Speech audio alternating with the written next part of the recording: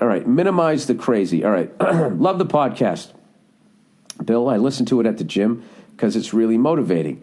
Not really, just good to hear someone talking shit rather than listening to the constant grunting and self-praise you hear in gyms. I'm in Australia, and I'm in my early 30s, and I need to break up with a crazy chick. Oh, Jesus, this is always difficult. It's not difficult, I'll tell you right now. The degree of difficulty is greatly increased if you're living with her, obviously. All right? If you're not living with her,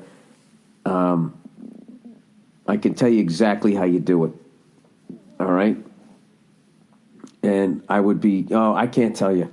I'd have to tell you to have Al Madrigal do it. Al Madrigal. I should have him on the podcast. He had the greatest fucking way ever of breaking up with a girlfriend. And I feel like it's his story to tell. So now that I got you all fucking interested, oh, fuck you. I'll make up for it here. Let me read this real quick. All right. I need to break up with a crazy chick, and I'm hoping to minimize the property damage or stalking that usually comes along with the crazy. Well, why don't you do this? Why don't you set up some security little cameras, catch her damaging your property, and for once, report a woman damaging a guy's fucking property after a breakup, and maybe she'll actually have to fucking pay for it. All these videos of these chicks just destruction of property does not apply to a female? I don't understand it. Anyways, he goes, I would normally just do it in a public place and then go into hiding for a few weeks with all of my possessions under lock and key, but this is different. This time it's different. We've been together for a bit over a year, and when I first met her, I thought she was perfect, but it all changed. About 9 months into it, her sister-in-law was caught drink driving with her 15-month-old daughter in the car, and as a result, the kid was taken off both parents until one of them could prove to be a fit parent. Oh, my God. They took it away from both of them? Wow.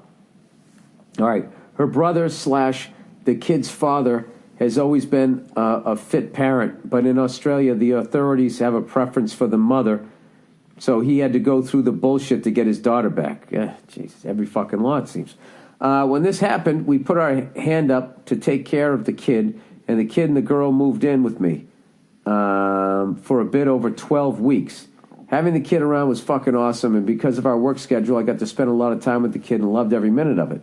My girlfriend, however, wasn't very keen on it right from the start, which made it pretty clear that we want different things, and the situation also brought out the crazy in a pretty big way. She tended to be angry with me every morning over shit that I couldn't do anything about, such as her job. And on top of that, became extremely jealous that her ex had a new girlfriend.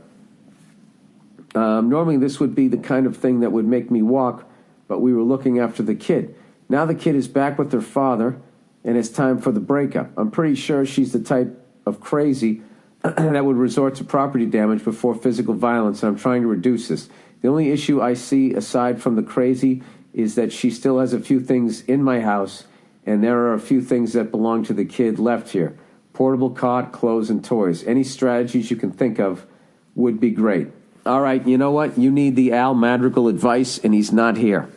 This is Al Madrigal's, this is how he did it. I'm giving him total credit here.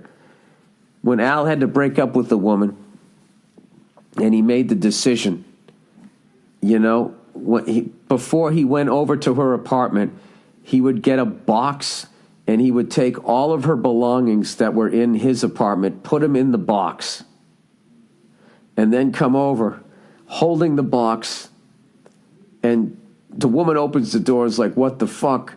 And then you immediately, I think he already changed the locks too. That's another thing too. Change the fucking locks, and which you can easily do just with a different deadbolt. That's just a couple of screws. Just do that, and usually, if that's no big deal.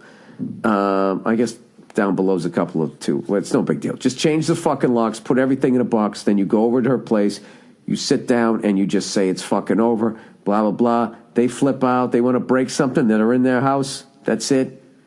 Fucking over. If you have anything in her apartment of value, I would get that first, and then I would do the rest of it. But there really should be, with all these things now that they're complaining that men do, like anything from fucking like splaining, man-spreading, and all that. All these fucking feminist groups up and down the fucking street about the shit that we're doing. Do any of them address the ridiculous level of destruction of property that women do to guys when they break up with them?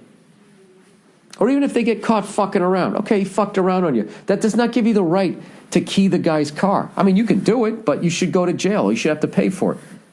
It should go on your fucking record.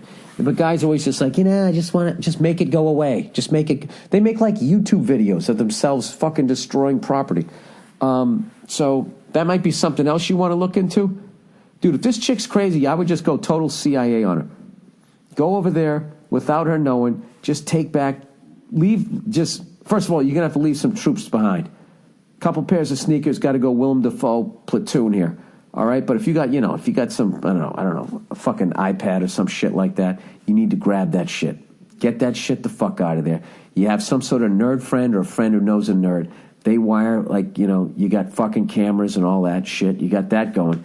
Change your fucking locks, box up the shit, go over there, drop the fucking hammer. If you're worried that this woman's going to get physical with you, I would do that, and I would break up with her in a public place, because I don't know how it works in Australia, but here in America, a woman can take out a machete, chop a guy's head off, and then sue the surviving family members for the blister on her hand that she got when she swung the fucking thing through his head. So, good luck to you. Be careful, and I hope it all works out for you.